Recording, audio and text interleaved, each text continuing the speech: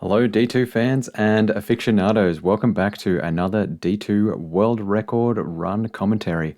Today we've got one for you from MoJlodosTb, the Necromancer Normal Hardcore Players 1 World Record. This is a really interesting one.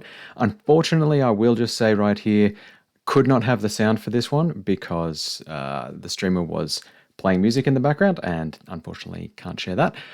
But we'll kick into the run. I have not watched this. The Necromancer is a really interesting category. I look forward to streaming this with you and hope you enjoy. All right, let's kick it off. And across here, over here.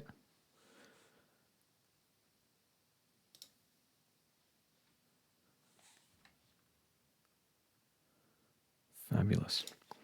So we start out, as with every D2 speedrun, dropping the shield. So first thing you got to do, you got to drop that shield because you don't want to get stuck in a blocking animation. Matters just as much with the Necromancer as with any other character. If a enemy character hits you and you get stuck in a blocking animation, first of all, you're wasting time on a speedrun. Second of all, you can get trapped in a loop of just blocking, and then getting hit, and then blocking again, and then getting hit, and then blocking again, and you end up dying. Definitely not what you want in any form of play, but especially not in a hardcore run like this one. Pretty lucky start out at the front there, so immediately got Strangling Gas Potions as well as picking up a Grand Charm. So that'll give him a good amount of gold. Key tip for newbies in Diablo 2, don't bother picking up gold off the ground. I mean, unless you're like a Gold 5 barb or something like that in Hell, generally you're going to get the most gold from picking up key items at the start of the game and just selling them to vendors. So things like bucklers that have block rate deflection, or rings, charms, amulets, throwing knives especially. Throwing knives are great for money at this very, very early game, just so you can sell them for a bit of extra cash and kick through that. Interesting, he's got the skill shrine as well, straight up. So he's going the summoner route, as some people may be in love with. People love the summoner necro. It's a bit more of a passive category. But what we will see in this run is not summoner whatsoever. He's going to switch away from summoner to a teeth, like a poison and bone skill. Basically, he'll be using the skill teeth and then using bone spear later in the game. There's a couple of little tricky things. I'm really curious to see if he does the strategy with Iron Maiden and Clay Golem. That's a really, really cheap way to beat Duriel, especially. Some runners used to use it for Andariel, but we've kind of moved past that. He's going into the Den of Evil right now because he wants to complete that quest. First of all, you get a bonus skill point, so that's going to be really helpful for beefing up his teeth. And second of all, he is going to be respecking at the end of the game, going into, well, probably around level 18, 19, respecking across into Bone Spear, hoping to get much better damage from that.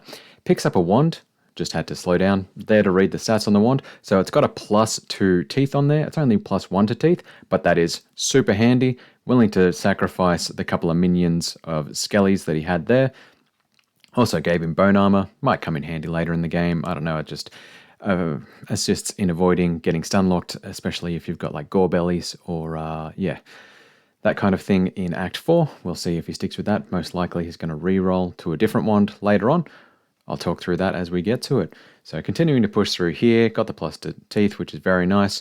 Got a stamina shrine as well in the Den of Evil, which is super duper handy because it means he's not stuffing around spending time buying stamina potions and having to manage his usage of stamina there. Stamina, one of the most hated stats in Diablo 2 for most people. It's like, why would I ever have to stop running? Why do I have to manage this additional thing that kind of becomes irrelevant at level 30? But for speedruns, yeah, keeping an eye on that is super important. And honestly, tip for people out there doing a run like an 8-man run or something like that at the start of a ladder season, pick up a few stamina potions. You would be surprised how often folks in your team forget to pick up stamina potions and end up, you just see them walking along the map. So you drop a stamina potion next to it, they love you. So that's a great tip for anyone playing out there. Also picks up a staff. Unfortunately, there's no mods on that staff. So staffs are really, really great to pick up potentially for more gold, because if they have plus to skills on them, those plus to skills can sell for, like, add thousands of dollars, thousands of gold to the sell price of those items. So he's got an eagle orb there. He's got a staff. If they had plus to skills on them, could be worth big gold. Unfortunately, the staff didn't roll, was unlucky there. So we'll see how he goes. Gets through, gets a rare buckler. That might roll block chance. Block chance is basically the only stat that is worth picking up bucklers for. Bucklers are generally worth absolutely trash gold because your characters start out with one every single game. But if they roll block chance as a affix on them, then yeah, they sell for pretty good gold. So it's worth your time picking up those. Just picking off the last few guys. Picks up a town portal and uses that in there, which was pretty lucky as well, because he has that experience shrine that we saw earlier just outside in the Cold Plains waypoint. So that Cold Plains waypoint with a shrine right next to it is going to be super helpful throughout this run, where we'll see him going back and forth to that waypoint, checking whether it rolls an experience shrine, because in this area of the game, this is the most likely place for experience shrines to roll. So Cold Plains shrines right next to the waypoint, super helpful. You want experience shrines because they give you 150 experience, 150% experience gained for every enemy you kill. And to get to the end of the game, you have to be level 20. So the less time you spend actually killing enemies and the more you can just run around and avoid them, the better. And experience shrines let you do that because you don't have to kill enemies to get experience to level up.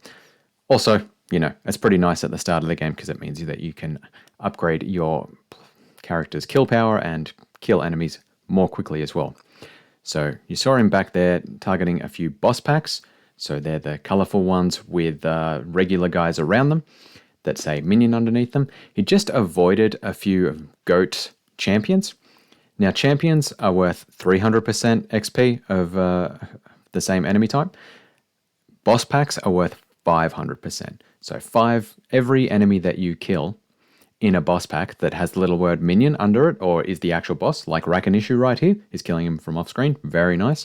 That is worth killing 5 of any other just normal enemy type. So super helpful to do there. With champions, they're only 300%. Oftentimes, you know, if they're possessed, they have ridiculous amounts of health. If they're ghostly and they hit you, you get slowed down. It's just not really worth your time quite often to bother with killing champions unless they're blocking your way, exactly as is happening here in the Underground Passage. So, yeah, unfortunate about that. Now, the Underground Passage here, I will be making notes on navigating through maps throughout this game. Underground Passage is what we call a straight-through map. So, a straight-through map, he's been forced to exit out of that entrance tile going this way, and straight through means the exit tile is going to have a block there and the door will be like up here somewhere. So it could be waving around. So it could be that it, you know, goes up and down and whoop, but it's always going to be facing that way directionally. Now that one was actually a really, really nice map. That was quite short. Gets a waypoint immediately after. He'll be looking for another shrine here.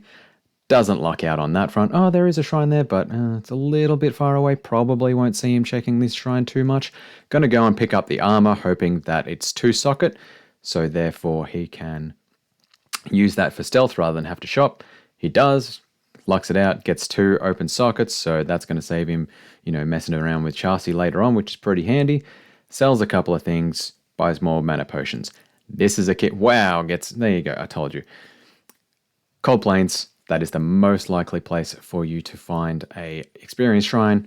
Does a quick shrine check in the Stony Field as well, and then comes back out to the Darkwood to run by that same experience shrine again.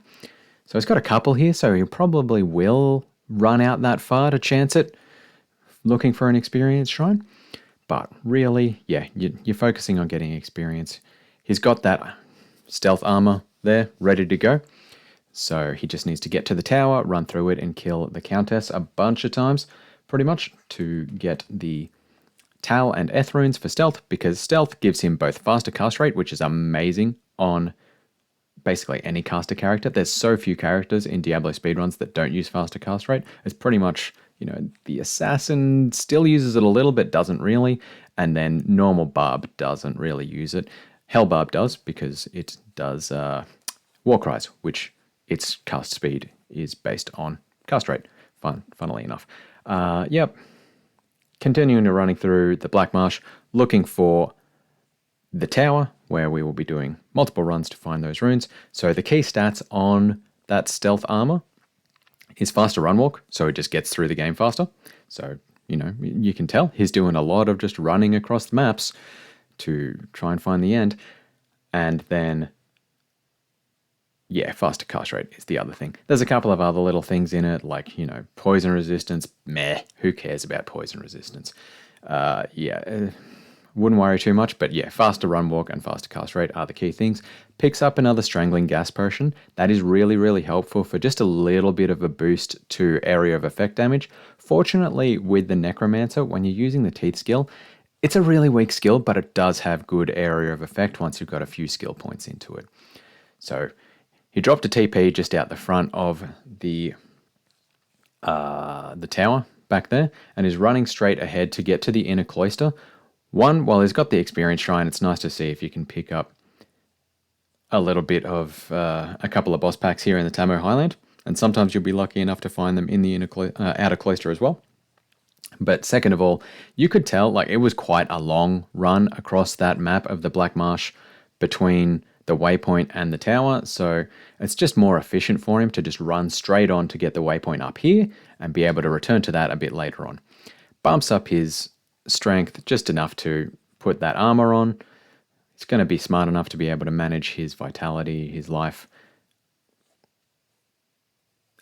Right, came up here. I forgot that he had that extra experience shrine. So, yep. Now he's got that extra room in his inventory to put more potions in. He's grabbed an extra experience shrine to go through the tower with. Drops the Strangling Gash potion.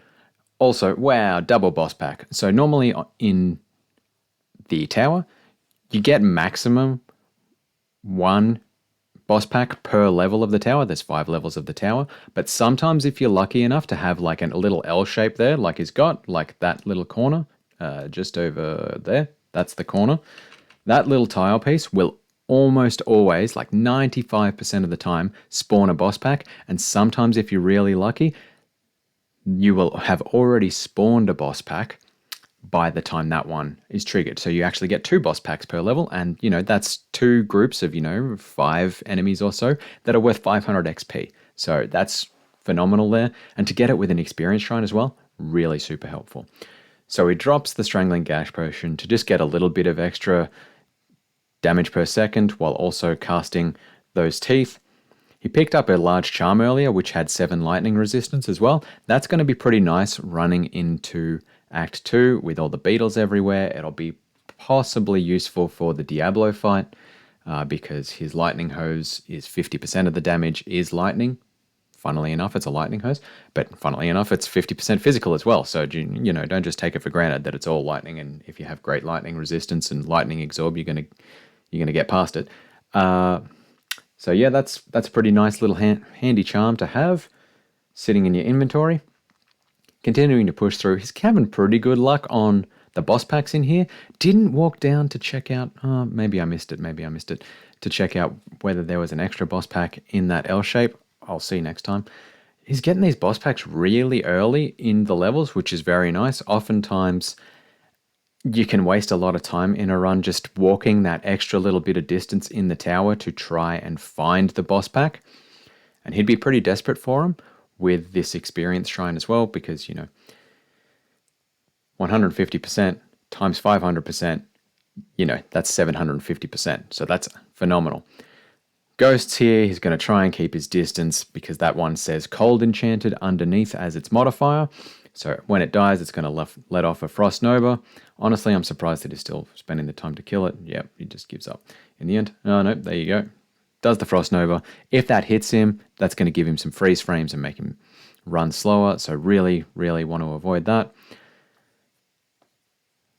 Often, and I mentioned earlier as well, Typically, you don't get... Oh, got the Tal rune, so he's halfway to stealth already. That's pretty nice. As I mentioned earlier, you often only get one boss pack per level in the tower. It's pretty rare that you get two. The exception is on that level 5. So because the Countess herself is a super unique monster, you can spawn boss packs beyond her as well. Boom. Cold Plains, another experience shrine. Love it. Love it.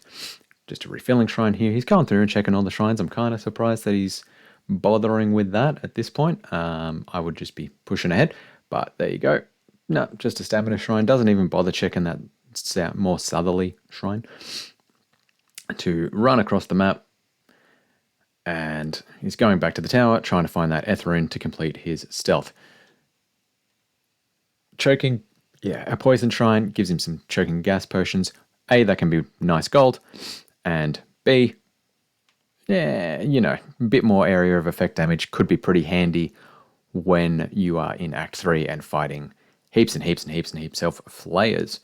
So we're pushing ahead here into, I'm looking at this screen right now and I'm like, gee, it'd be funny if I actually just shifted my head to be above there. And it was like, oh, I'm playing.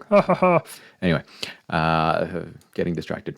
So, yep, once again, we get that nice little L shape there in here. Unfortunately, it was just champions that time. It wasn't a proper boss group, but, whatever. 150% times 300%, still 450%. It's basically a boss group. There's just a few less of them. Oh, 3 to teeth, Necro head. That is fantastic. He will love that. That'll up his DPS phenomenally. He's got +4 to teeth right now across between that the wand and the Necro head. This is a fantastic thing about the Necro runs. Well, some people might see it as fantastic, some people might not. It really makes the RNG pay off because you can have those 2 different slots that give plus to skills, right? The Necro is generally a pretty weak character, and getting plus to skills in your wand and plus to skills on a Necro head are really super duper helpful. He'll be wanting to get plus to skills, like plus to Bone Spear especially. That will help out massively with the Diablo fight, with the Bale fight. But equally applies early game. You're spending most of your time early game in a normal speedrun, as opposed to a hell speedrun. So he won't be too worried about, plus to Bone Spear. The big focus will be plus to teeth. Now he's grabbed a golem early. This makes me suspect he's going to go for the Iron Maiden strategy, where you cast Iron Maiden on a boss and then just cast your golem out there. The boss attacks the golem and basically just kills themselves over time. Really super handy, especially handy when it comes to fighting Duriel, who can be a real pain. Second run, gets the Taleth, has a spare L, why not? He's picked up a few chip gems there, and chip gems are going to come in super duper handy. Similar to on the Paladin run, you want to collect the chip gems because you can put them in the Horadric Cube with a magic item and re-roll it. So what you do is you put 3 chip gems in the Horadric Cube, along with a wand, a staff, whatever. It just has to be a weapon. And with the Necro, because it rolls at level 25, it can get plus to Bone Spear. So first up, you get straight up benefits from having wands, because you get plus to your skills, you do more damage, you get through the game faster because you're killing enemies quicker. Secondly, if you are unlucky enough not to roll plus to Bone Spear, it can still be a great way to give you gold in the game. So you buy some cheapo wands from Akara in Act 1. They're based on, they cap out at level 12, I think it is, for Akara. You re-roll them to be effectively level 25. Level 25 ones.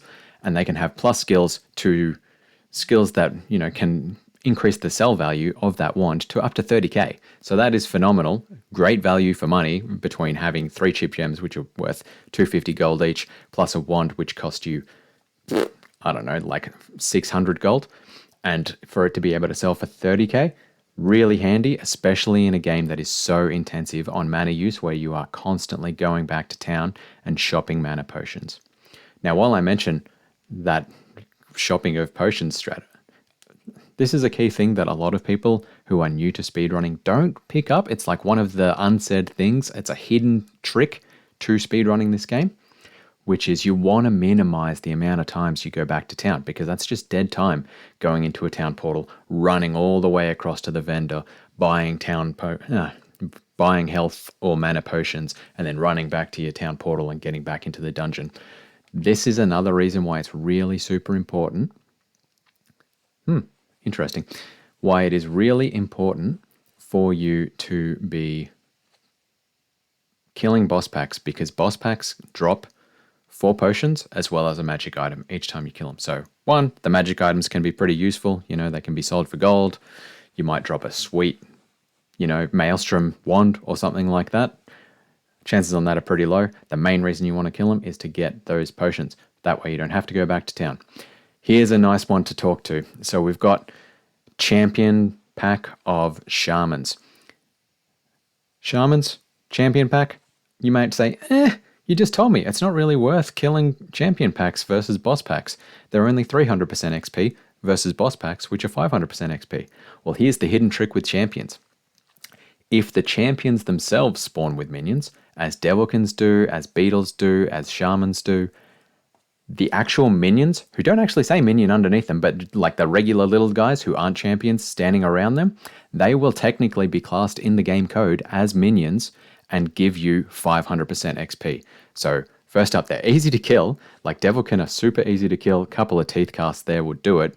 And additionally, they give you 500% XP. Super duper nice. That would have helped his leveling a lot going back there into the barracks to pick up that Malice and finding that extra boss group. Now he's picked up the Malice. I'm going to assume there's 2 possible uses for it. One would be to imbue some boots when he gets to around level 12, because that has the chance of rolling faster run walk. And as I mentioned earlier, faster run walk just gets you through this section faster, funnily enough. Secondly, he might be holding on to it to imbue a wand. So if he picks up just a regular wand without any sockets or anything like that, he can take that to Chassis later in the game. And if you get Chassis to imbue an item, especially an item that can roll staff mods, like, plus to Bone Spear, for example, Chassis imbues have a much higher chance of rolling those staff mods than just finding the item in the ground or shopping it even. So it is totally worth his time to hold on to that in case his chip gem rolls in the Horadric Cube of those ones that he's going to buy don't pay off and don't give him plus to Bone Spear. So we'll see how that plays out. He might not even bother going and using that. It's just a nice little bonus. It's a nice thing to have in your back pocket. And, if he's running through and getting some sweet XP while doing it, all the better. Oh gosh, he's gone through the whole jail and I've forgotten to talk about the maps. So you may have picked up there when I was talking about turns earlier. So the underground passage was a straight through map. So it was like, burr. The jail itself is it's a straight through map for levels 1 and 2. And then it is a left turn map for level 3.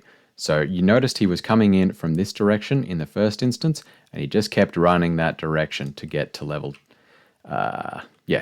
2. Same would have applied for level 3. The key thing here, and I will bring up my handy little guide for you on maps that I absolutely love referencing. Where are we? Well, which is the meaning of left, right, and straight, which Teo1904, one of the OG runners of this game, nicely put together in a website. Where are we? So this is what straight means. It is relative to the way that you enter. So as you could see here, that green arrow is what straight means on that particular map. Oh, sorry, no. He's coming there. White arrow is straight. Left turn is yellow. And if we scroll down a bit, you can see in the tower, it's always a left turn to get to the next level.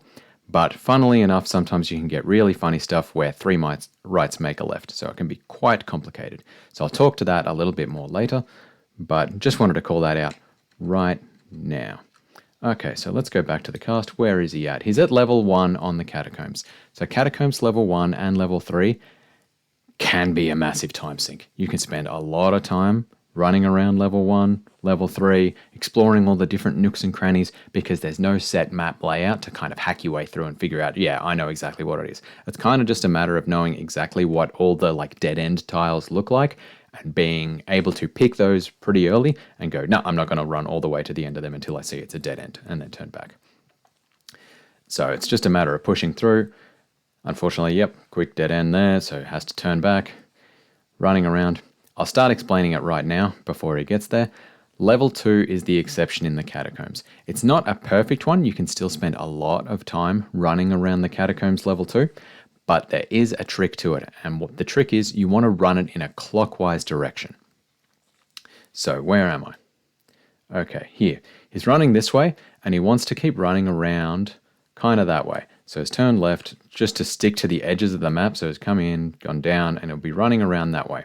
And the reason is there's a fixed part in the game code around the map generation for level 2, which is when you get the waypoint, it is a right turn from the waypoint to get to level 3 of the catacombs. Anyone who does Andariel runs when they're doing this online will know that all too well. So what I mean is, say you've got the waypoint here and you jump in, you're going to run out of the map, your tile's going to be facing like this, and the exit tile is going to be like that. So you're going to run out and go into here. And that's why you want to run clockwise, because if you're running clockwise, as he's kind of doing here, he picked up a pretty early couple of dead ends there. He's running clockwise, and if you happen to find out here, there's the waypoint, WP, then you know that back this way, somewhere, is the exit. Exit. Wow.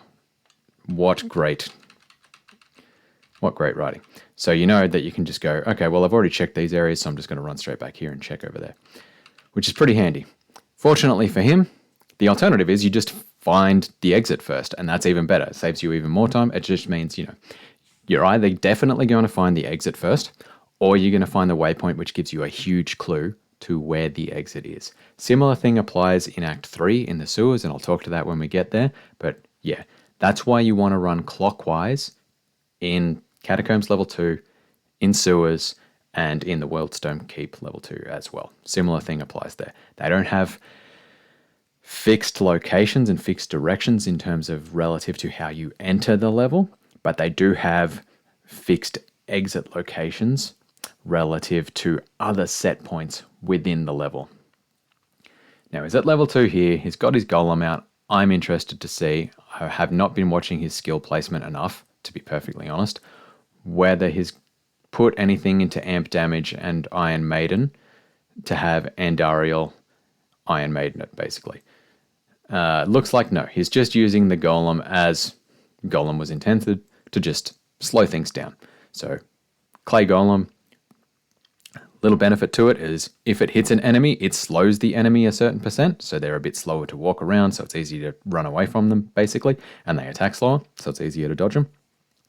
Also, is just a tank, right? Classic tank strategy. Just get them out in front, get them taking the damage instead of you, so you can spend your time dealing damage instead of taking it. Just casting the teeth, this is where that Necro head came in pretty handy.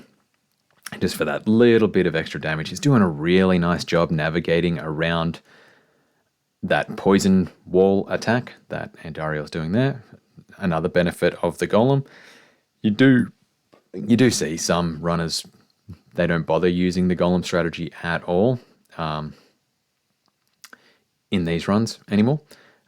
There you go. With Andariel, this is another nice thing about Andariel. She always drops chip gems, so that's pretty handy for the reroll strategy for your wands.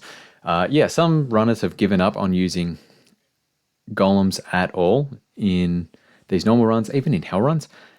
They don't bother. They just trust that they're going to have the plus to teeth and the plus to bone spear to do the damage they need. Sells all his stuff. You don't need to hold on to those silly little potions. Oh, there was a nice little hack there. Picks up a faster hit recovery belt. That is actually a point on stealth that I completely forgot about, and I undersold. I apologize, dear viewers. Faster hit recovery is another super important stat on stealth. So you've got 3 amazing stats on stealth. Faster cast rate, faster run walk, faster hit recovery. Less time, potentially getting stuck in stun lock, less time running around the field, and less time actually shooting your projectiles. So you just do more damage more quickly. It's found a XP shrine there, so that's pretty nice. It's going to come out. He'll probably save that for when he gets to the Far Oasis.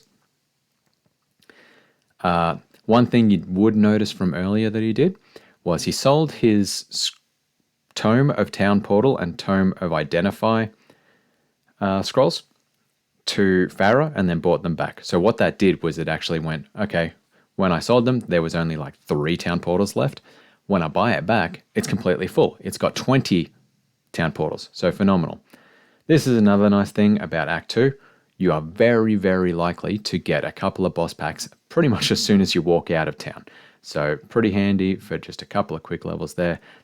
This is why I was mildly surprised he didn't take the XP shrine, and I speculate he was saving it for the Far Oasis, where you'll find Beetleburst, who is a super unique monster who is guaranteed to appear, but we'll see.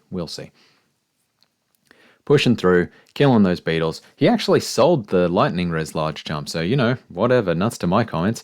Doesn't need it. Despite it being hardcore, has the confidence to say, you know what, I know how to dodge all these enemy attacks. Might regret that a little bit later in the Maggot layer. We'll see. But what a pro. Not even worried about it. All right. Finds the exit to the Dry Hills on the second chance. So basically, Act 2 maps, they can be a real secret killer of time on a speedrun. You don't realize it while you're running because it just seems so intuitive. But when you first get out of town, so each map block or each area is kind of shaped like that. And you can get exits there,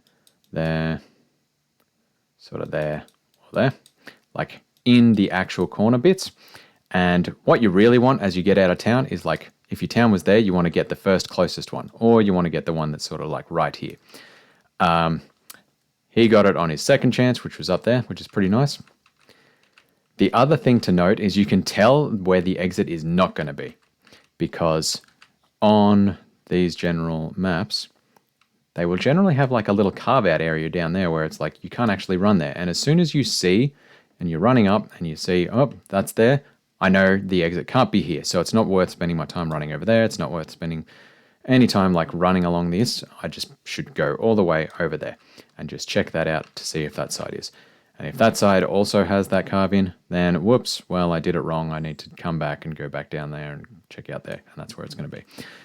That's where Act 2 maps can be a real time sink, because you can just spend all your time running from point to point to point, and it just hurts. Finds a waypoint in the Dry Hills. That's going to help a little bit. Coming back here, has to do the, can't breathe. Has to get the Horadric Cube, obviously, to progress ahead. Kind of surprised he didn't just get on the waypoint and go back to his town portal, but there you go. So now he's just dropped that town portal right in front of the tomb there, and going back to town to do a bit of shopping. He's running low on stamina, so he needs some stamina pots. Going to sell that gear that he doesn't really need. Doing the nice little belt trick there. That's why you want to get to strength of 25, so you can put on a 3-slot belt and really refill your belt super duper quick, and also it's just nice and safe to do. So he's not being too inefficient on time here. Yeah, I don't know. It's a tricky one. Hasn't got the best maps for Act 2. Not quite as lucky as in Act 1, although he did have a bit of poor luck in the catacombs, unfortunately. Pushes ahead to the Far Oasis. Still has not gone back to, where was it? The Dark Wood to pick up that XP shrine. Grand Scepter, similar to wands and staves, salves, can roll with plus to skills on it, so can be worth quite a bit of gold. Definitely worth picking those up. And yeah, you really want to, like, this is the good thing about the Far Oasis, because it's got beetles there.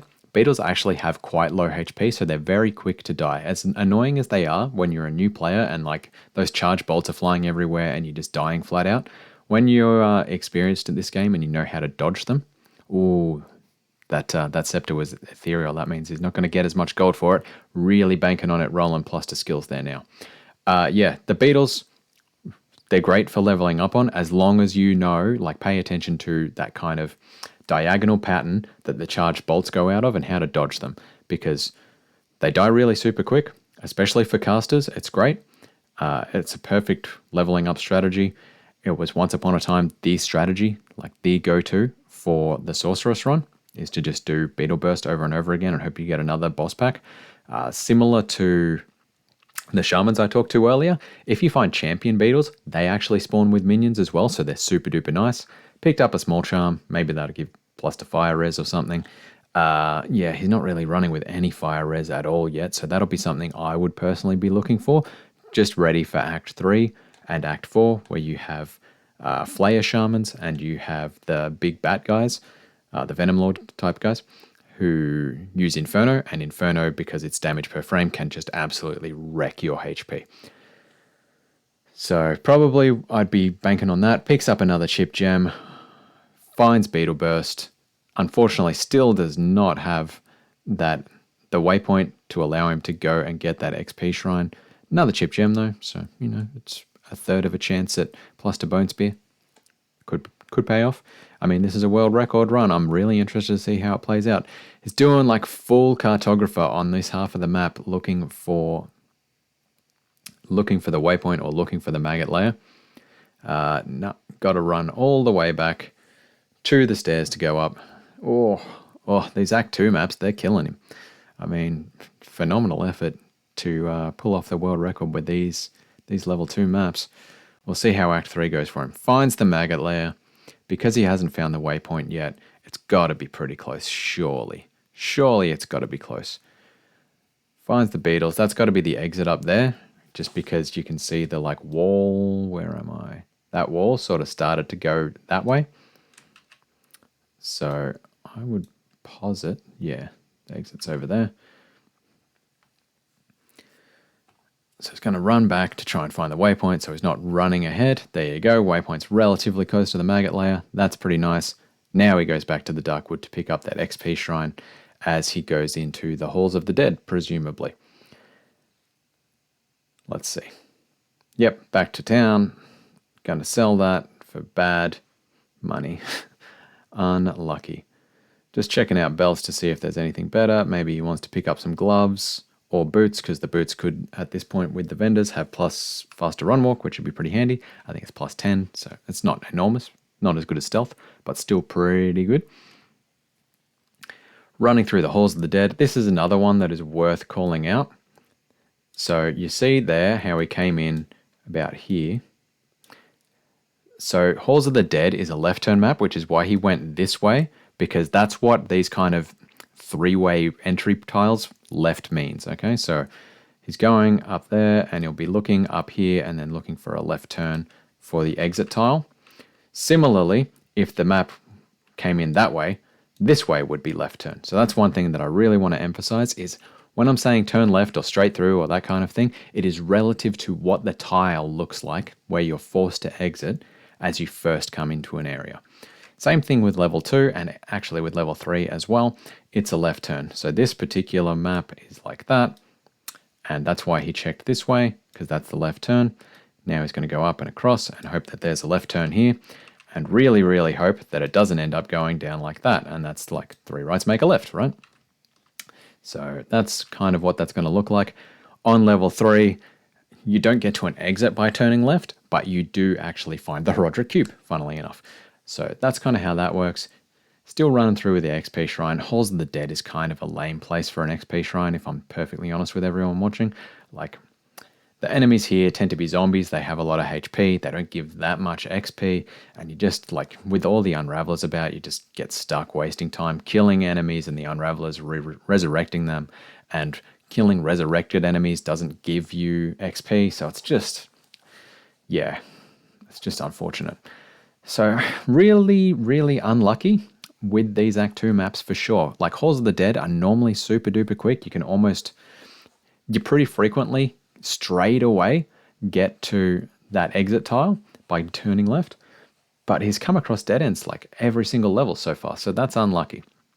Has to go up and then to the left, up and to the left, up and to the left every time.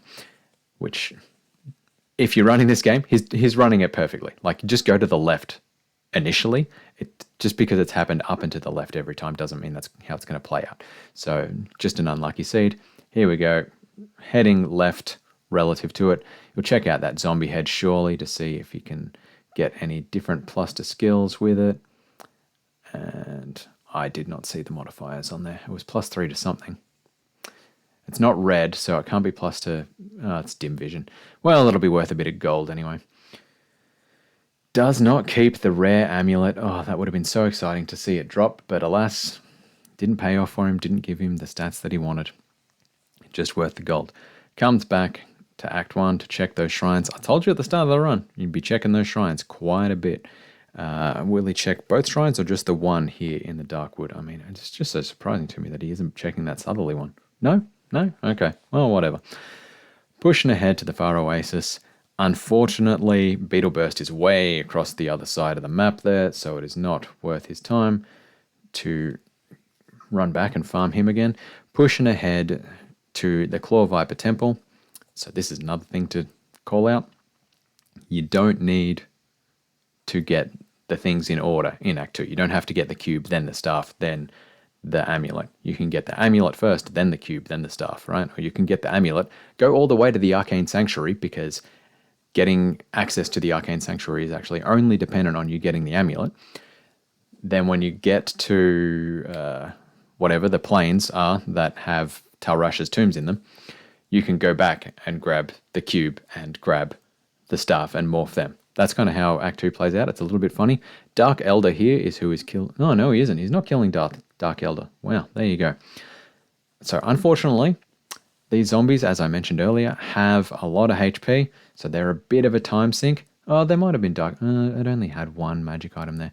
So Dark Elder is similar to Beetle Burst in that he is a guaranteed super unique monster designed to spawn in the Lost City. He'll always spawn in amongst a few... There's the Ancient Tunnels. He'll always spawn in amongst a specific tile in like a few buildings with like some firebolt shooter things in them. And he's pretty nice to farm for experience if you're running low, because, you know, he's guaranteed to be there. If you reset your map and your waypoint is like right next to it, sometimes you'll have a second boss group spawn as you're resetting and like save exiting, going in and out, in and out. Yet another Act 2 map where he had to check 3 sides before getting the exit. That is unlucky. So with the Lost City, oftentimes you can be super lucky and get like, basically as soon as you walk into the Lost City, you come in and then bang, straight out. But unfortunately, what he did was come in and then go, oh no, oh no, oh no, well, there we go, I'm out. And that's just another big time sink. So that is pretty unfortunate. Claw Viper Temple, yet another, wow, he's getting chip gems super late. He's going to have a lot of chances of reroll. So Claw Viper Temple is another left turn map. He's making it difficult for me because he's playing without his map on all the time. So there you go. So you could see his enter was like that. So he's heading this way to find that left exit. Unfortunately, it's forcing him up this way now, and he's going to be heading across there to try and find the exit. Looks like he's going to get to it this time, which is good. And then level 2 is just, it's a static map. It's a tiny map, so who cares about that? So left turn here. Pretty much the thing to remember with D2 maps is it's almost always a left turn, except for the maggot layer. It's either straight through or left turn is pretty much it. When in doubt, turn left, unless you're the maggot layer, in which case, turn right.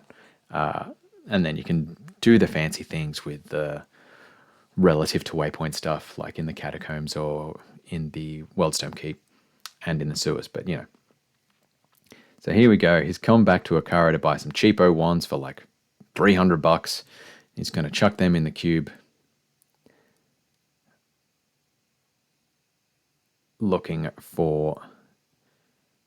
Yeah, he got a lot of chip gems. Like oftentimes you'll only have enough to roll twice. So that's pretty good. Doing the inventory management on the fly while he's running, also another skill that I wish I had. Only plus to bone wall there, that was pretty lame. Plus to bone spear, that's pretty nice. So that'll come in handy. I didn't see the level requirement on it though, that could hurt. Weaken, what was that? Yep, so I think he's good on that front. He's got a plus to bone spear. Iron Golem, meh. And needs another 2 chip gems. Now he's going to put the stealth runes into the actual armor there for a particular bug called the stealth bug, funnily enough. So while it is redded out and it's indicating that his armor is not actually valid at this point in time, there's a certain bug that allows, there you go, picks up an experience shrine straight away. There's a certain bug that gives you the benefits of stealth, for faster run walk at the very least, when you put the runes in the armor, even before you're the level that is able to use it. It only lasts for a limited amount of time. Typically, it's triggered to turn off when you go downstairs, which is why I'm kind of surprised he used it there rather than when he was running around all the big maps. But yeah, it's worth keeping in mind. That's why I put it on early. And also it means, you know, when he gets to level 17, which hopefully he'll be pretty close to with this XP shrine, by the end of the maggot layer, it means those benefits will just kick in straight away. So he's not wasting any time whatsoever in running the game. Now, as I mentioned earlier, maggot layer is one of the few turn right places. So you can see he was forced out that way, and he'll be looking for an exit sort of up here-ish. Same thing applies on level 1 and 2. Level 3 is a straight through map.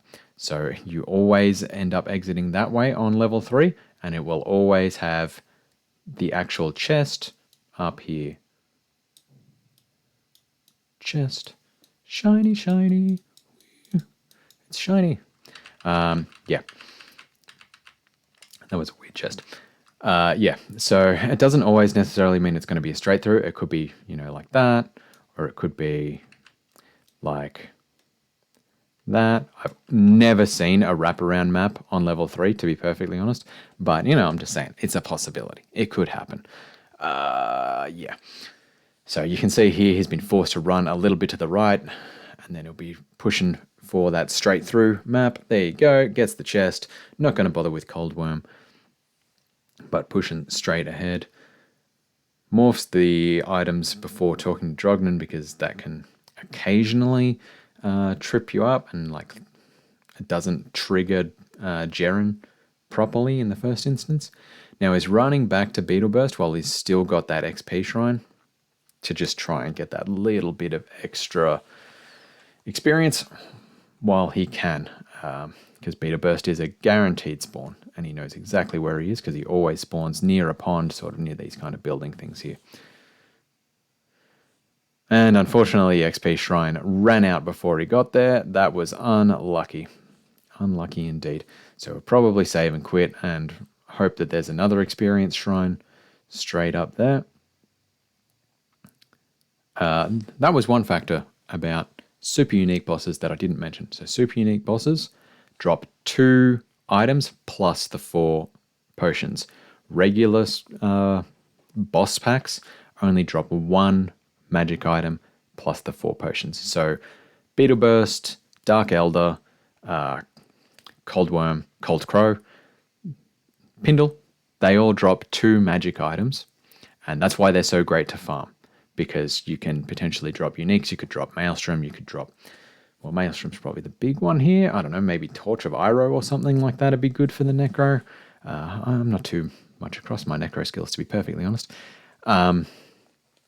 So that's why they're useful, because you can also get sweet items off them, plus being a guaranteed spawn, so you're not wasting time looking around a map trying to find XP. Running through the palace here, the palace is static map layouts, so there's no like straight through or left turn or anything like that. It's just, you know exactly where the exits are every single time you run the maps. It's just a matter of where the boss packs are going to spawn, that kind of thing. Will he kill Fire Eye? I mean, he still wants a little bit of XP, didn't quite get to that 17 as I thought he would. So Fire Eye is another super unique boss, guaranteed to spawn here near the exit to the Arcane Sanctuary. And yep, Devil Called the Shade, whatever. That's just a random thing. So if you watch Devil Call the Shade, when he dies, he will drop a single... Nope, you don't even get to see it. Unlucky, doesn't care. If Fire Eye dropped 2 magic items, but Devil Call would have only dropped 1 because Fire Eye is the super unique. Devil Call is just a regular boss monster. Running through the Arcane Sanctuary here. Let's see how we go. Is it going to be a one-way, first-way map? Is it going to be a 4-way? Who knows? Who knows? You can't predict it. It is the Arcane Sanctuary, and this is the beauty of this game. Despite hundreds and hundreds of thousands of map seeds being explored by people actually looking into the code and auto-generating maps, that kind of thing, there is no guaranteed predictor of which way to go along the Arcane Sanctuary, because it's set out like a cross like that. It is 25% chance in every single direction. So this is one key piece of the RNG in Diablo 2 that we still haven't managed to figure out, along with like drop odds and that kind of stuff. Even playing with, it's tied to the map seed, but you cannot say, okay, well, I had to look to the northeast side of Catacombs level 3 and then southwest side of the Halls of the Dead and that kind of stuff. That doesn't give you an indicator as to which direction to go in the Arcane Sanctuary. It's generally just a matter of running the way that is going to be easiest for your character to run straight up. So generally you want to be avoiding the directions that have all the windy stairs on them. If you're a sorceress, you want to go the way that has the like portals on them, because you can use telekinesis to just go a little bit faster. If you haven't got teleport already, which these days you always have teleport before you get to the Arcane Sanctuary, but whatever, I'm just throwing it out there, talking old strats. So he's running through here, save and exited, picked up a skill shrine, so that's going to make it a bit nicer to get through. And as you can see there, that boss pack just dropped 1 blue item, which was a blue crossbow, completely useless. So this is the annoying thing about the Arcane Sanctuary. It's super RNG. It is really narrow, so you can get blocked by enemies. And oftentimes, when you are speedrunning, you just want to be running past enemies. You don't want to be fighting them, especially ones that aren't part of a boss pack. And not so much with the Necro run, because you've got a Clay Golem as a tank for you, but on things like if you're running ahead on the Paladin run, where you're using Holy Fire and you're still in a melee mode, or if you're the Amazon, you can get trapped and like blocked between 2 huge sets of monsters, and they're just like killing you big time. Not a big problem on the Necro though, and luckily he's got the skill shrine, which means that he is set. I'm kind of surprised he isn't casting Clay Golem again, because with the skill shrine, his Golem is going to have much more life, but oh well, whatever. So pushing through. Is it going to be a second way? Let's see. Fingers crossed. You can kind of tell a little bit early because you can see the bend in the map as it would walk out to the summoner. Picks up the bone wand. Does it have it? No, it only had plus to dim vision. Here you go. See that little zigzag there? So it had a little zigzag there walking down. That's how you can tell that's the exit tile, because otherwise it'd just be straight up to like an area that has a bunch of chests on it. So gets a second way, not the first way, not perfect, still wasted a couple of minutes, but fortunately he did at least pick up a couple of boss packs there, so that's not too bad. Is he going to pick up that chipped emerald? He needs it to roll a second time. There you go, good. Gets it. Whew. It is a sun there, so the sun, I can't actually remember the thing, but all the Talrash's tombs, I always remember the sun is up there. It's in the corner. So that's an easy one to remember. He's got his bone spear sitting there. He's got some good gold with the wands that he has, but he really wants to get level 18 so he can use the plus to bone spear. Well, actually, he really, really wants to get to level 17 so he can get the benefits of faster hit recovery on his stealth, right? Looking for another cheap wand to roll. Looks like $700 is going to do... Oh, no, okay. Doing the quick shop on Drogden, if you go out of town and then back in, Drogden's stuff that he sells changes entirely.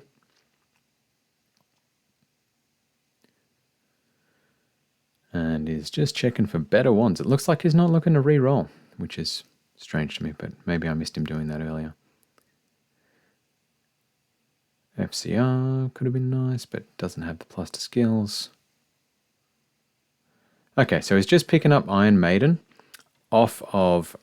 There you go. So he's not wasting his time investing points across amp damage to get to Iron Maiden. He's just picked up a wand with +2 Iron Maiden. So he is going to use that Iron Maiden strategy that I talked about earlier with his Clay Golem, where you cast a Clay Golem, Duriel just goes on the Clay Golem, while Duriel has also had Iron Maiden cast on him. It is the safest and fastest way to kill Duriel out of just about any character. Like, unless you're a master of doing the like little hide in the corner bug, which we showed on the Assassin speedrun of boxes, Necro is just phenomenal for that Duriel kill, because yeah, Iron Maiden's super handy.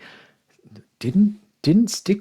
Wow. Okay. Now he's desperate to get to level 17 before getting to Duriel, because I would have expected normally you'd take that skill shrine, because that's going to make the Duriel kill so much easier. But now he's got a skill shrine and an XP shrine. So, well, there you go. Shows what I know. That's why I'm not running any world records. Cool. Finds some more beetles out here in the canyon, which is pretty nice. Pretty nice to be able to kill them super duper fast. And they give pretty nice XP relative to everything else. Grabs a long staff.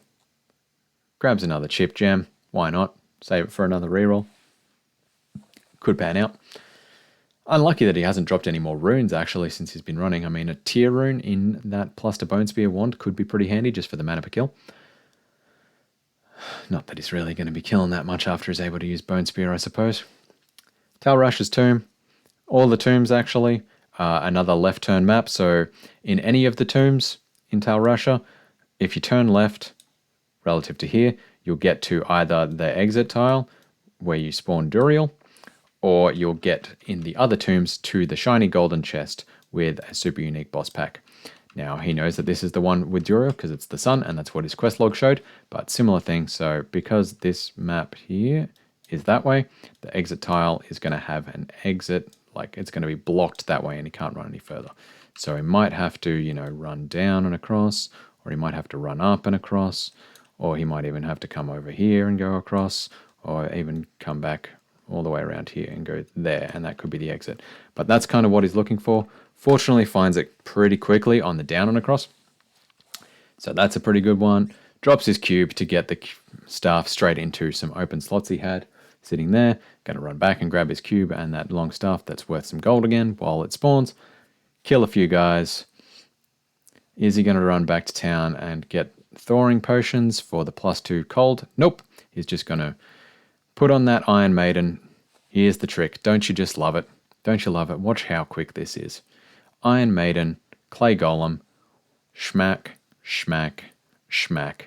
Every hit you can see Duriel's own health ticking down. Look at how quick that is. And do you remember the day when you first fought Duriel back in 2001 when you saw this chamber and you're like, right, all right, let's see how we go. What's on the next level? And then you were just bang, instant killed from Duriel.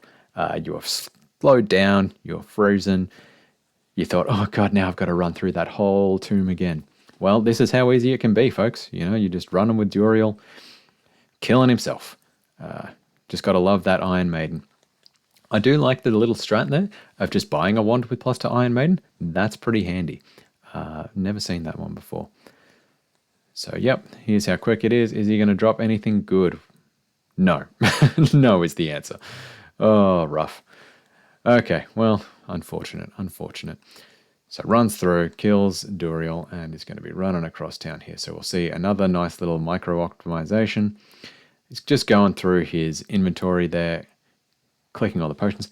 Doesn't even waste the time for Tyrael to open a portal back to town and for him to run through it. Just saves and exits. Goes talks to Jaren, drops a TP as soon as he gets into the palace, and books it to Mashif. Couple little nice optimizations there that you'll see in just about every run. Sometimes when people are running low on stamina potions, they still take Tyrael's portal back to town to run through it via whatever, Lysander, I think it is. But, you know, pretty common, that particular strat. Instead goes to Akara to pick up the potions. Well, he had to come to Act 1 anyway, I guess that makes sense. So he's got a couple of XP shrines. That's interesting. So he's not even... So it's going to be able to farm pretty quickly through the forests here.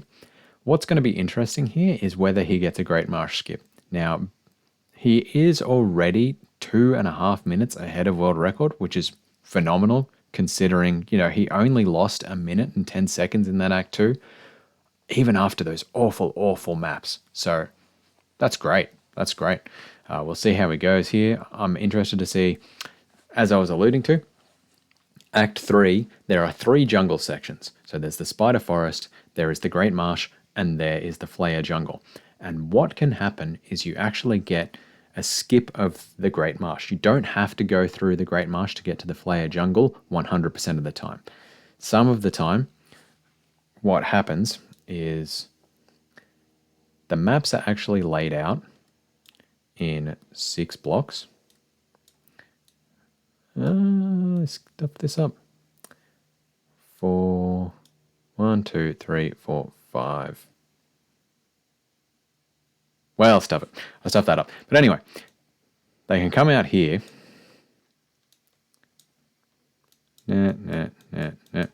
Like that. And you can come out again. And like that can be the Spider Forest. That can be the Great Marsh. That can be the Flayer Jungle. But alternatively, what you can have is, where am I? Straight up here can be the Flayer Jungle. And this is Kurust up here. Kurust. Lovely. And you can get a skip of running through that whole area of the Great Marsh by getting the right map layout. Gets into the Spider Cavern on his second try. Unfortunately wasted time going into that little area before where it had the waypoint as well as the arachnid layer. Oh well, you can't win them all. He didn't do the little micro optimization. He has gone Bone Spear now. So there you go. He's speccing up for that. Even with barely enough. Yeah, you can see Bone Spear at this point, not super duper powerful, but powerful enough. And luckily he's still got a bit of Iron Maiden working with the Clay Golem there. Zark the Burning, yet another super unique monster, so he dropped 2 magic items there. Could potentially be worth a little bit of gold there. These Spider Cavern maps are static. There are, I think, like 5 maybe Spider Cavern maps. Gets a relatively quick exit one. There's one particular one that forces you to run up and around to get to the chest, which is super annoying. Didn't get that this time, which is pretty lucky. Now let's just watch this and see. So he has to waste quite a bit of time running back out into the Spider Forest from this little sub area, which is pretty annoying.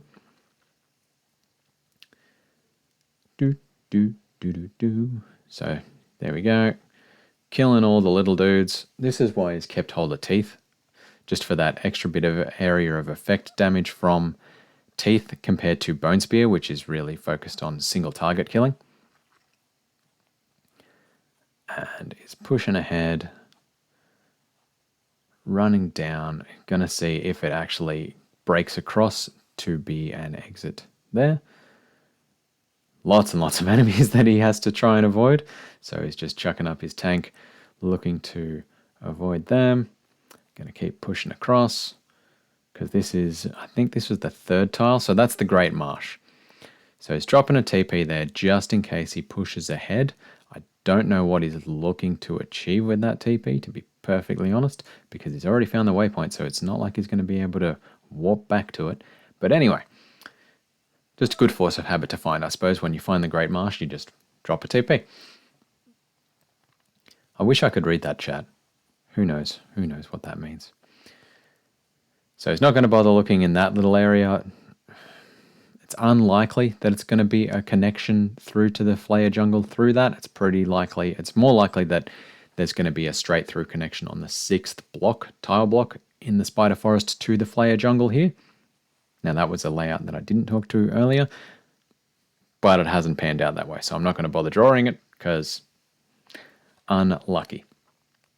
I guess technically that little side area is on the 5th block, so maybe it's worth it. Don't know. Sells that, yep. Just restocking on potions since he had to come back to town anyway. It's going to go to the waypoint. and have to run up and run through the Great Marsh. So I was really having bad luck with maps here. This is such a counter to Box's run that I was commentating earlier in the week for the Assassin, where he had phenomenal maps. Yeah. MoJlodosTb is getting really hurt on maps here. So third ways on every single one of his Act 2 maps. Spent a bit of time exploring the dungeons in Act 2 as well. He must be confident that he's got enough gold there. He's only got 34 gold. That doesn't make any sense. Surely that's not all his gold. Yeah, there was a War Scepter back there, and War Scepters as something that can run with plus to skills. I was surprised he didn't pick it up if he's that low on gold. Yeah, so really unlucky maps. Yeah, so much time spent exploring dungeons in Act 1, between the catacombs, in Act 2, across the different desert fields. Now in Act 3, he's done a full explore of the Spider Forest. Unluckily has had to go back through to the Great Marsh to get to the Flayer Jungle. Yeah, and he's level 18 at least, so that's something. Like, he got a couple of levels, so he's still got a bit more running to do to just get the skills. But yeah, no, this is rough. This is rough, man. I'm surprised that this turns out to be a world record. I'm super interested to see what his time looks like when he gets to Mephisto.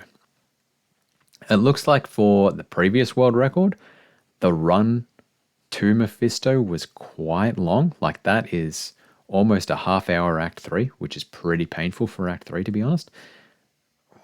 So, yeah, I'm super keen to see how that plays out.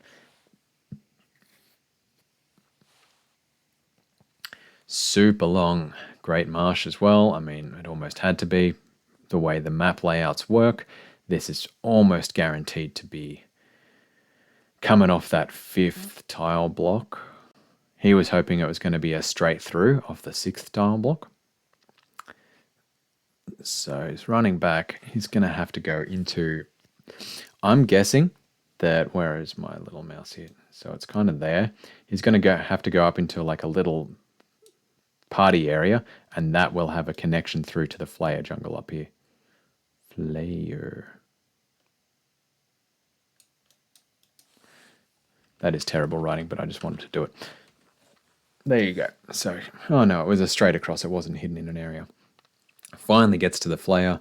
This is where he's going to get good XP. He's glad that he kept hold of that XP shrine in the Cold Plains, because he's got little blue dudes there with the big knives, and there's just a lot of them. When you've got little blue dudes, a lot of those guys spawn, and similar to every other pack that you really want to be focusing on, they have low HP. So they will die pretty quick, they give good XP, and there's just a lot of them. This isn't as dense as you'd normally like, but we'll see. Similar to every other area, Flayer Jungle has 3 little offshoots, one of which will be nothing of interest in it. Another will have the waypoint and a dungeon that is pretty much of no use. I wonder if those guys spawned with minions. I don't think so. If you get champion shamans, they spawn with minions, which is pretty handy. And here you can see a possessed, which just is taking forever to kill because possessed have a lot of HP. But he needs the XP pretty bad, because you're not going to get much XP in Act 4 because the enemy packs, their level is too high, and there is an experience penalty when enemies are over 5 levels higher than your level until you get to level 25. So pretty much when he gets to Act 4 and Act 5, you will notice any enemy he kills, he will barely get any experience whatsoever off them. So that's why you really want to be focusing on getting your last couple of levels in Act 3 to get to level 20, because that's the minimum level you need to be able to go through and beat the Ancients and fight Baal. Yeah, so he's got the right enemy groups here. Like, he's got actual flayers, like he's got the blue flayers, he's got the green flayers. He doesn't have a whole bunch of shooter dudes, but he's just not getting the density that you'd really hope for in this map. So his Act 2 and Act 3 are going kind of rough, which is unfortunate. Continuing to boost up that bone spear. Got his clay golem there, ready to just draw enemies out. Oh, there are shooter dudes, okay. Mana potions, this looks like the one. Nope. Shows what I know. I was looking at the patterns of those torches and that looked pretty familiar. Oh well. So pretty much the last one that he gets to, he's bummed out on 2 of those little sub-offshoot areas of the Flayer Jungle. We'll get to the last one. He'll do the Gibbon quest because he's not rocking a ring at the minute, and we'll be hoping for some better gear, pretty much. Yeah, so unlucky for him. He really is kind of still lacking on that fire res. Like the only resistance he has at the minute is 30 poison res from his stealth, which is no good. There you go, grab the Gidben, get the ring off Ormus and hope that it's something good. Generally hoping for FCR so he can potentially get his casts off a little bit faster. There we go. So that had 7 light res and more poison res. Useless.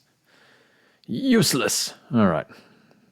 So he's going to sell that. He's going to sell that. 3 to Bone Spear. He really wants that. I'm surprised he hasn't put that on Switch, to be honest. So there you go. Picks up a good amount of gold from all those sales. I think Ormus's gold caps out at 15k. So, yeah, probably still.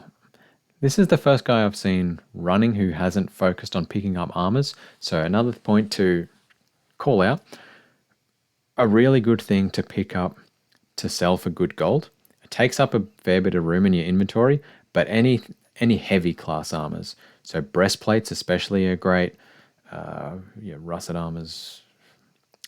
Basically anything that looks like it's made of metal and is an armor. You want to pick that up because it'll be sold for really good gold, even if it's magic or whatever. Nice long staff there though, that'll do. Super unique boss, of course, so he drops 2 items. Pushing ahead to LK. Surprised he didn't go down into the Flayer dungeon, but I guess he's just pushing ahead to get, well, yeah, no, of course he didn't go into the Flayer dungeon because the waypoint areas were earlier, so he's going to push ahead to find a waypoint here in Lower Karast. Alternatively, you could just keep pushing ahead to Upper Karast. You just want to kind of luck upon it as you're searching. Goes into the Flayer dungeon and puts on his Teeth Wand. That is interesting. I would have thought in these kind of narrow tunnels that you'd be going for the Bone Spear because you can be forced into it. Unfortunately, it doesn't give good modifiers on that Gargoyle head. Was hoping for more Bone Spear, of course. If you can get a lot of plus to Bone Spear, that's going to save you a lot of time with that extra damage. Continuing to push through. He really wants to be keeping a good distance from those shamans because, as I've mentioned earlier, those Inferno attacks can just drain your life like that. Pushing through to level 2. This is another one to call out, that it is a left turn map, so he's been forced to run this way. The exit will be left turn here. Same thing applies on level 1, so he was forced to run that way, and the exit tile was down there. Flayer Dungeon is often pretty short, so it's a pretty simple one to just keep in mind. Level 3, on the other hand, is static maps. And probably the easiest thing to remember with level 3 is just run around the outside. Just run around the outside. Run the opposite way to what you think you need to run, and that will avoid any dead ends and wasted time, because just about all the time you're forced to run around the outside. There's one little map set where you have to run down here and to the corner, but pretty much every other map set you just run around the outside and get to the portal. Alternatively, if you're a sorceress and you are a barbarian, you can teleport or you can leap over the little gates that would otherwise be dead ends. Pushing through, going to kill Witch Doctor Enkidu. There was a demon head there, so we probably want to pick that up. Is he going to get plus to Bone Spear off that? We'll see. No. Bone Wall. Useless. Running ahead, spending a lot of time killing enemies. See, there you go. So that Inferno barely touched him at all and stripped a quarter of his health away like that. Pushing back to Lower Karast.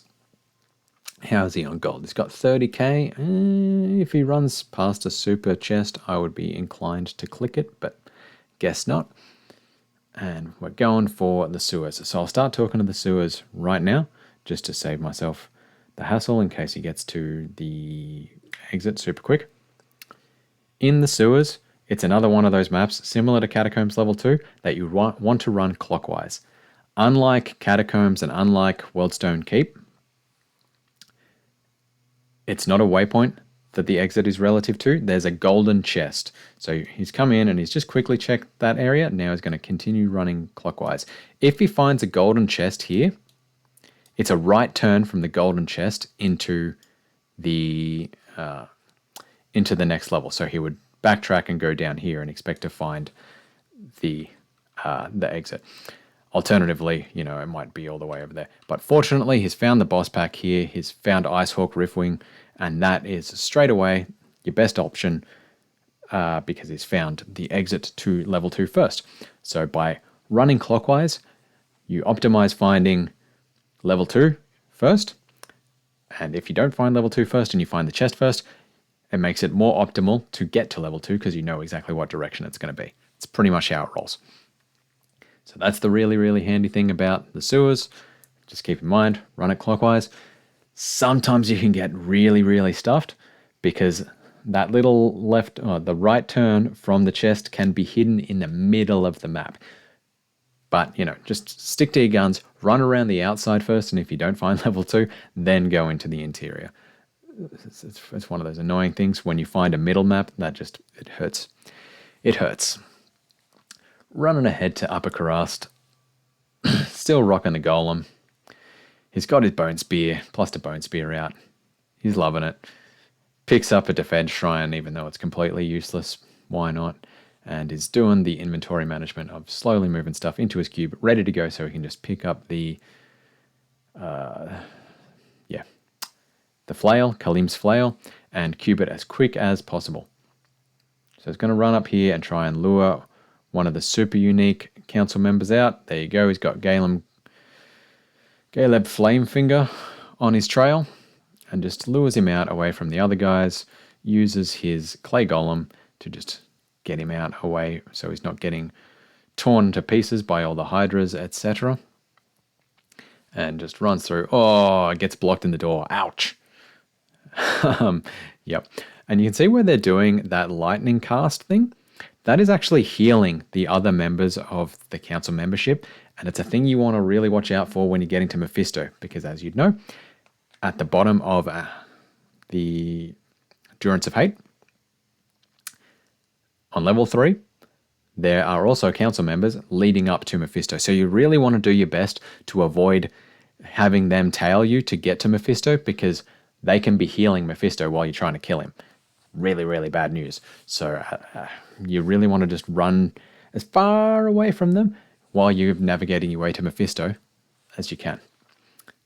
Another thing, Endurance of Hate is another area that has got some rules to the maps. So you want to turn left on level 1. You want to go straight through on level 2. You can see he's been forced. So a left turn on level 2 would get you to the waypoint. Pretty useful to know if you want to farm Mephisto later. And then from the waypoint, it's another left turn. So straight through on level 2, and level 3 is a static map. So there you go. So you can see here, where is my cursor thing? There it is. So he was in that way, and the exit tile was shaped that way, and he just ran from there to there, basically. Just really reinforcing what these map navigation things mean. So you can see back there, he dropped the golem to keep the council members off his tail as he ran to Mephisto. So that's the key thing to watch out there for. He is doing the Iron Maiden trick on Mephisto. Sneaky.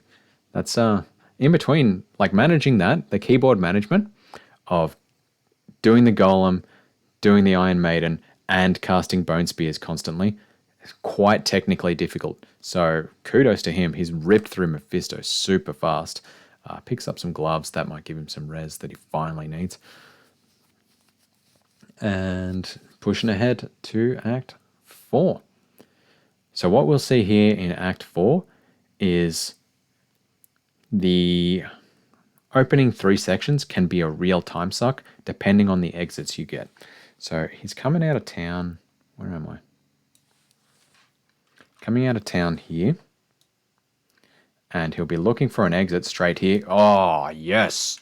Gets the quick exit straight out to the Plains of Despair.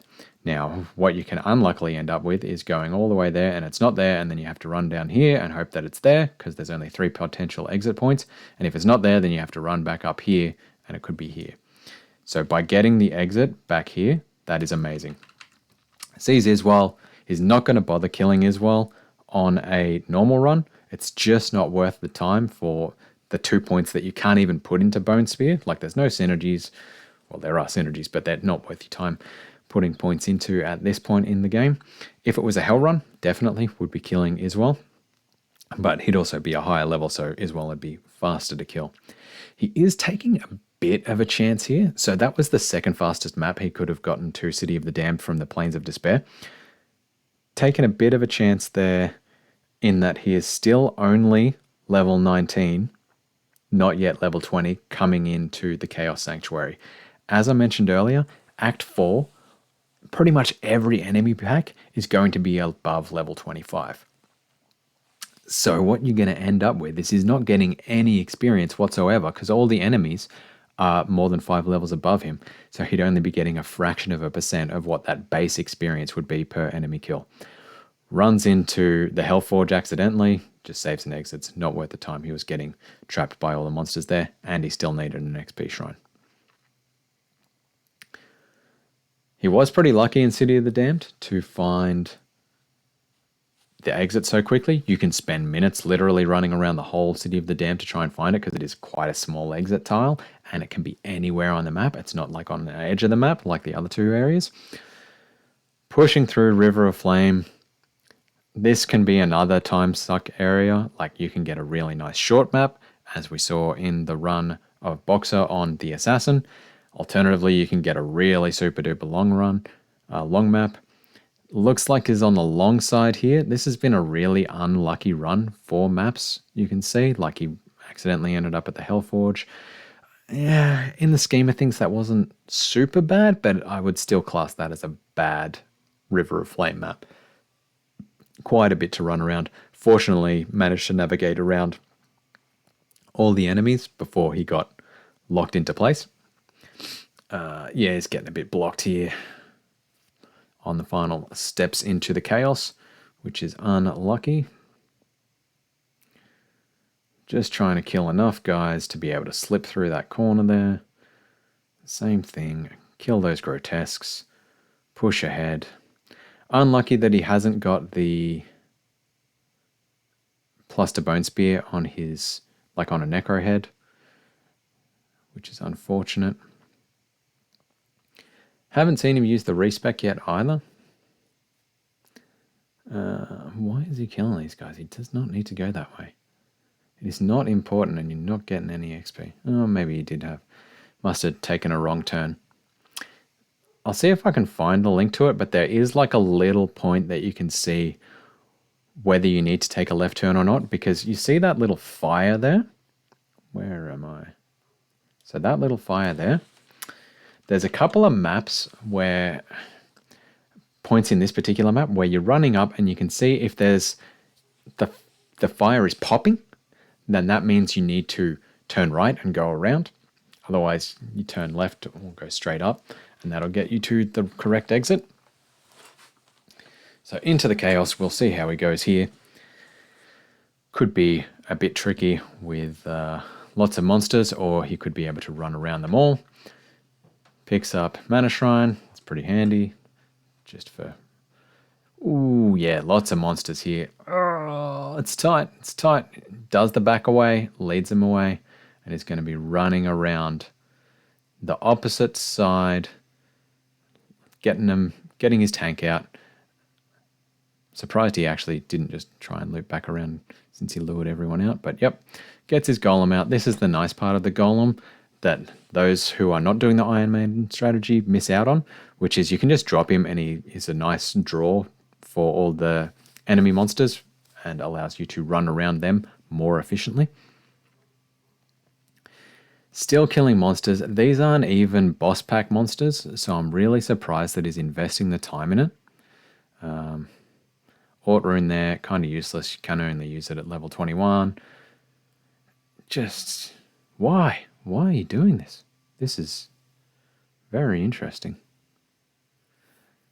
As you can see, like his experience is creeping up, but oh so slowly. Good fire res, finally. Yeah, so he's up to 26 fire res. That'll help with the infernos, the firestorms from Diablo, at the very least. And I suppose against Infector and that kind of thing from these Venom Lords. Oh, yep. So big groups of enemies around here. I guess he wants the experience, so this isn't that bad in the grand scheme of things. We'll be pushing up here to kill Grand Vizier. Yeah, wow, there really were a lot of enemies there, weren't there? So using the clay golem to maximum effect here, just to slow the enemies down and stop them wailing on him, while he focuses all his attention from the Bone Spear on Grand Vizier.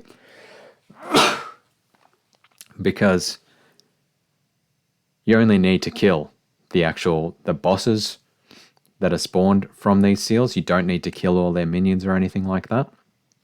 And you can see here, well, I guess he did actually time it pretty well. Probably didn't need to waste that time like killing these Venom Lords and that kind of thing to get the next level. But, you know, whatever, he's just playing it safe, I suppose. It is hardcore. So he's almost certain to get level 20 by the time he kills Diablo, so that's nice. What was I saying? Yes, so you only need to kill the actual bosses from the seals. You don't need to kill all the minions. You don't need to do a full clear here. That will be enough to spawn Diablo. So just kill Lord Desace, just kill Grand Vizier of Chaos, just kill Infector of Souls, and that will do it. Boom, hits him, runs away. What I'm not getting is the fact that he's like spending a lot of time killing the non-minion guys, because as I've mentioned several times already, minions are worth 500% XP. So, you know, even if he's only getting 10% of XP, 500% of 10% is 50%. So that's a lot better than just 10%, right? Pushes ahead, running along, and just full clearing everything. Runs to this side, does the little draw with the clay golem there to just get Infector trapped there, and doing the safe long-range kill. Pretty handy one, that one. Tail Rune will be worth a little bit of money, picking up some gold there. I thought there was a gnarled staff. I'm surprised he didn't pick that up. Anyway, going back to the Cold Plains, grabs the skill shrine. That'll be handy. I wonder if he's going to Iron Maiden trick Diablo as well. Yes, he is. So Iron Maiden on Diablo, not as good because he's got so many other magic attacks compared to Duriel. But at the same time, he still does a fair bit of damage. Like you could see,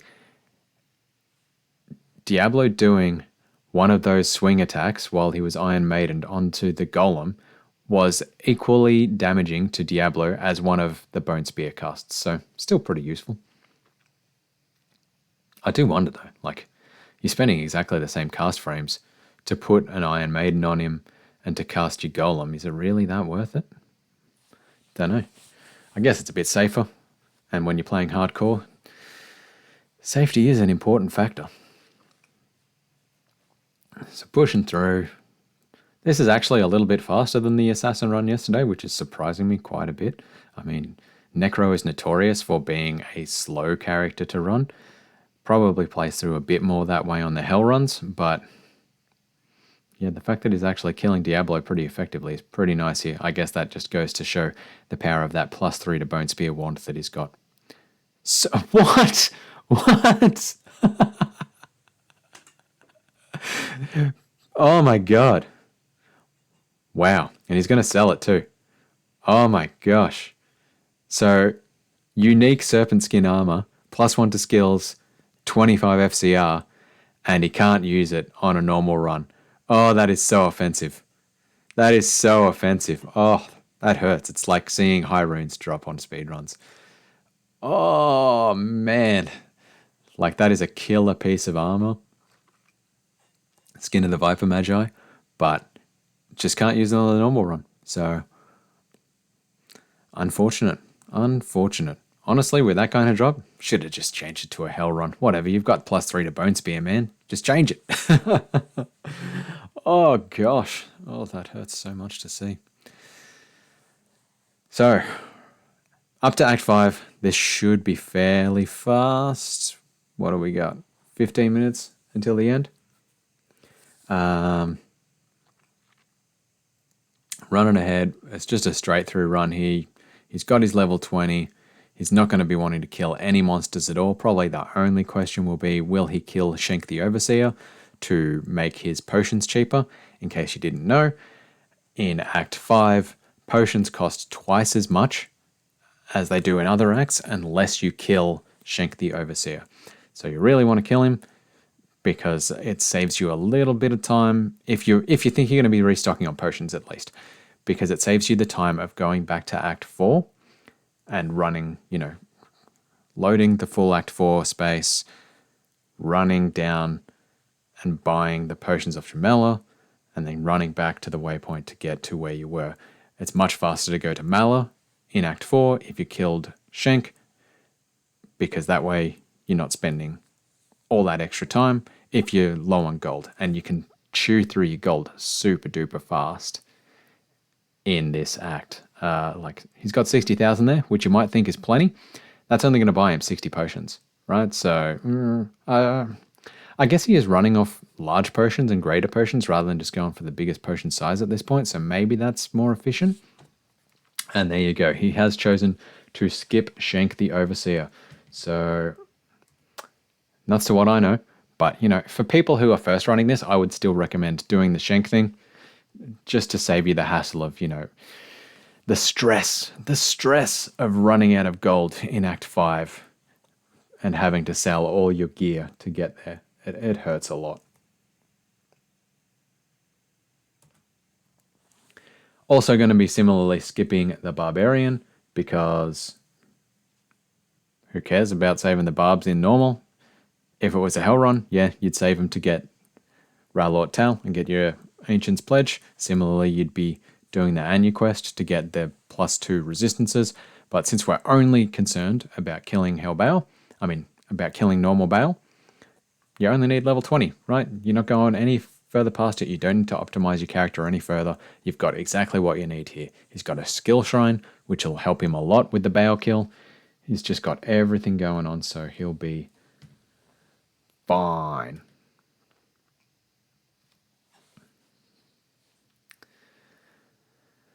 What can I say about the Ariat Plateau?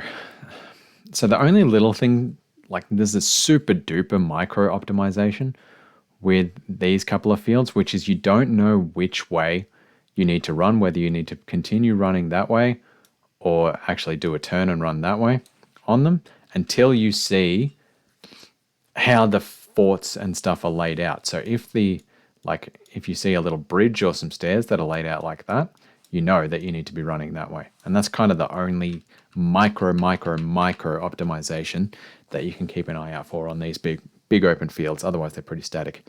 Crystalline Passage, yet another left turn map. So you can see here, so that has blocked him off and forced him to run that way. So he'll want to be turning left and the exit will be blocked off that way. So left turn, exactly what he's done, straight up there. He should be coming to the exit tile fairly soon. Coming up. Wow, this is a long passage. It's really having pretty poor luck on those maps. I know I've said it a few times, but they're just long maps.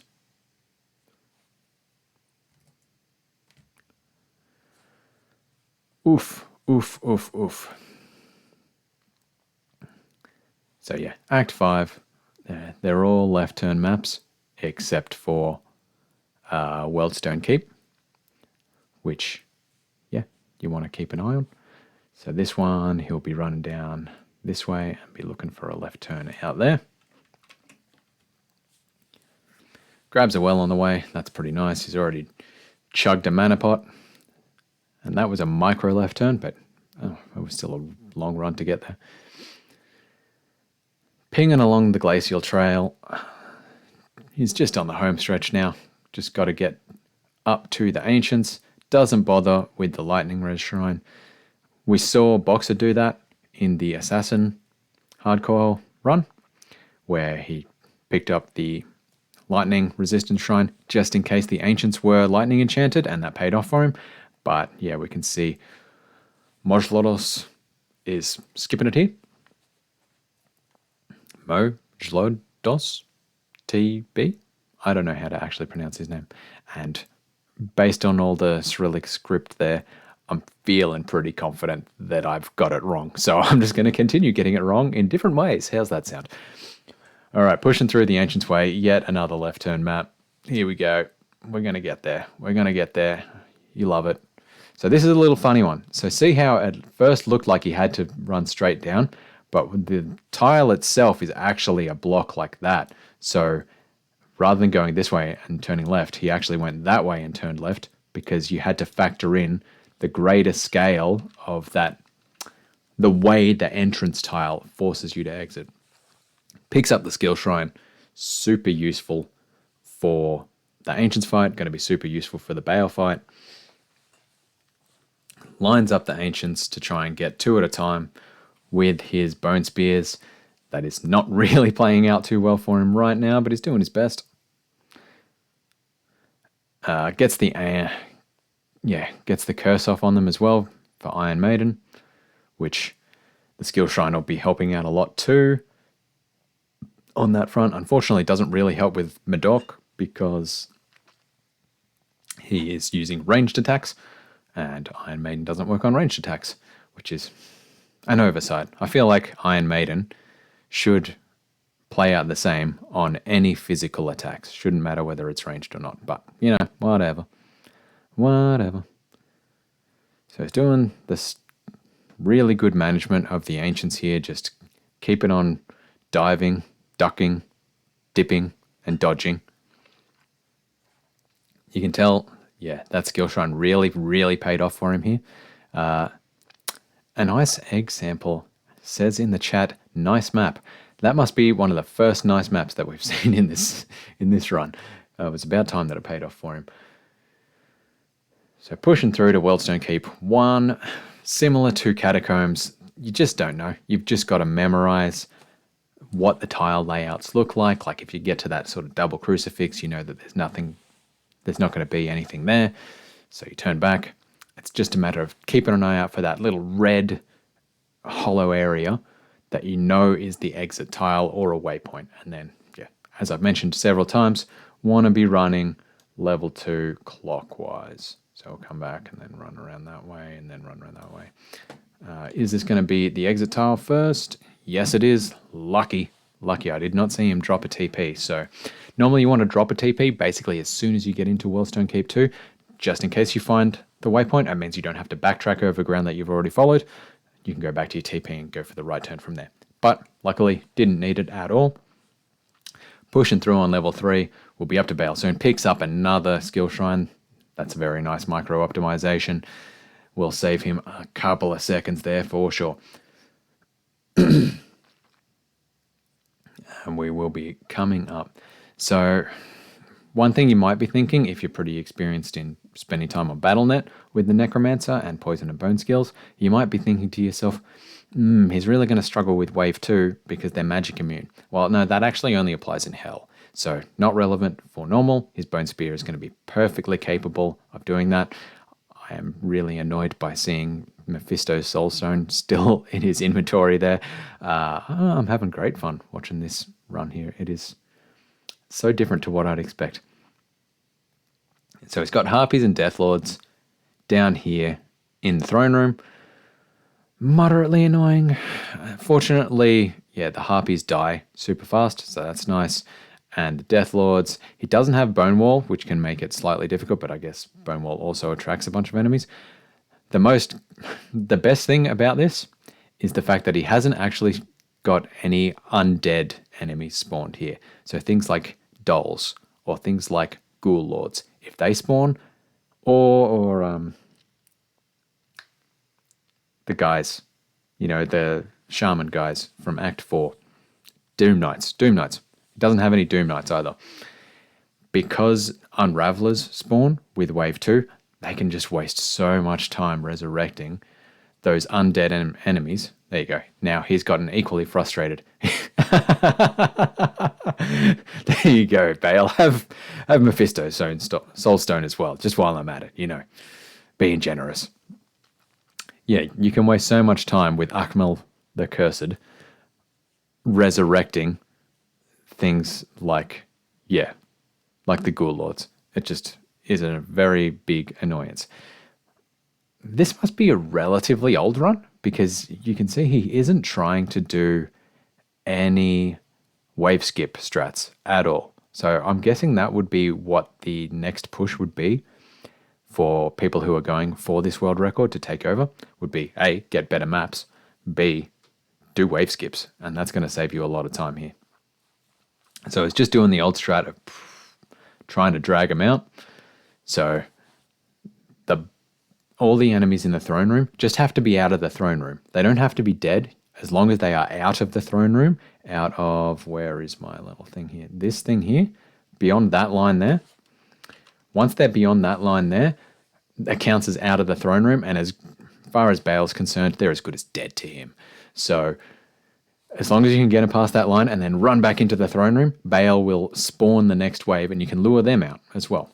So that's mildly annoying for him. Wow. It is astonishing.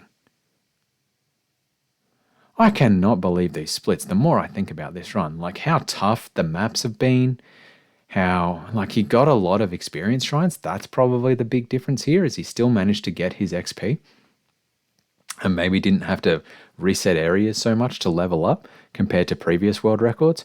Because as much as I was frustrated by the fact he didn't get a great marsh skip in Act 3, he had to recover a lot of the grounds that he ran over. He's been getting quite long maps. He got a pretty good Act 4, but he lost time in Act 4, probably because he was killing all those non-minion groups in the chaos. It's just astonishing that he gained time on the world record in Act 3, and now he's absolutely killing it in Act 4. So I can believe Act 4. As much as I've been complaining about the maps, they've been pretty good maps. In the grand scheme of things, they've been pretty darn good maps. Unfortunate there that he had to basically kill the full council. He's having a better run here with the Venom Lord, so that's pretty nice. Yep, drops the clay golem there just to trap him there, and he'll be doing the same thing with the destruction guys with wave 5. So pushing up here, he's got plenty of time on the world record. He must be feeling pretty confident at this point that he's going to get it. Yep, the minions of destruction, they're nicely grouping up on him as well. The only trouble with these is generally you want to be luring the boss packs down by getting the boss of them, because each of the minions has a mini leash on the boss, and as long as you get the boss, all the minions will follow. If you get one of the minions and you run too far away from the boss, the minion will run back to the boss. So fortunately there, he managed to get them shepherded pretty nicely straight out the door. And it's hard to see the boss of those guys because they're not a special color. Lister is just the same color as everyone else. So pretty nicely played there. Now we're on Bale. He's running back, as I mentioned, to grab that skill shrine. We'll see if Bale curses it off immediately. What? Oh, he's respecking. Here we go. Here's the respec I've been waiting for. So gets the strength, pumps everything into vitality, golem mastery, and pumps Iron Maiden. What? This is the weirdest strategy I've ever seen, and I love it. Oh my god. So he's got a blood golem and is just going full Iron Maiden to kill Bale, not even using Bone Spear. He's got the plus to Bone Spear wands and he doesn't even worry about it. I love it. This is amazing. Is he using his plus to Iron Maiden wand? I wish I could see. I did not see that coming whatsoever.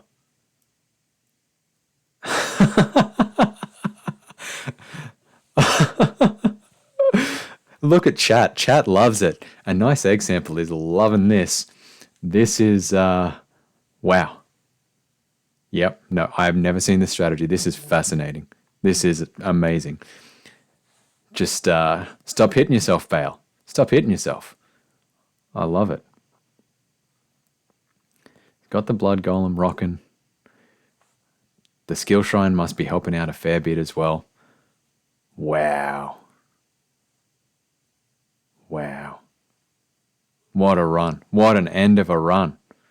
I've never been so surprised. I've seen some like crazy respec strategies in my time, but Iron Maiden, Blood Golem, no other damage dealing spells against Bale. There we go. And he is pumped. He is pumped. Love it.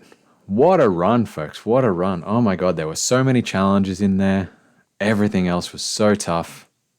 Massive respect to MoJlodosTb. Let's see.